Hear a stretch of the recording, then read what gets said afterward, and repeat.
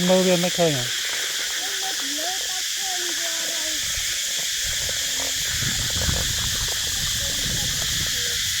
nó vô đây vô nhằn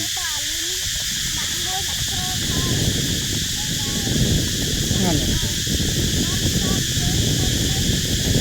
nhằn ôi mơ khơi nè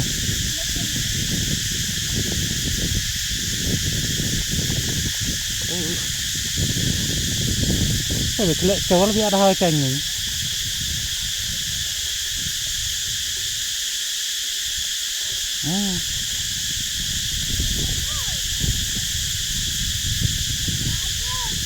nồng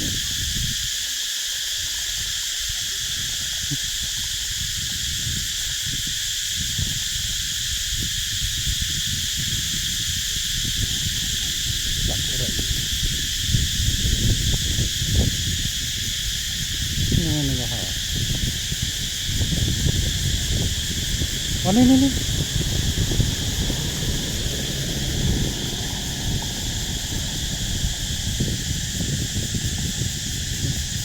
nè nó play này nó crom này ôi nó cái nổ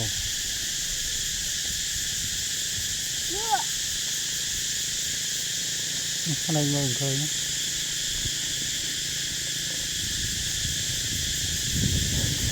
nè play nơi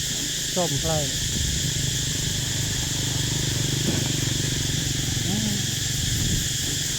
nó vô này mà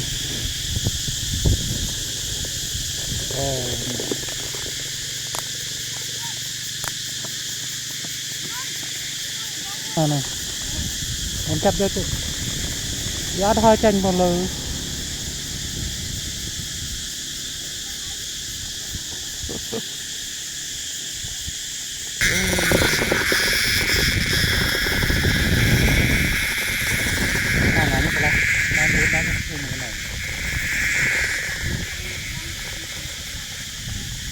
cái này giờ hơi chanh như thế nào nè phải chỗ chỗ là miền hơi chanh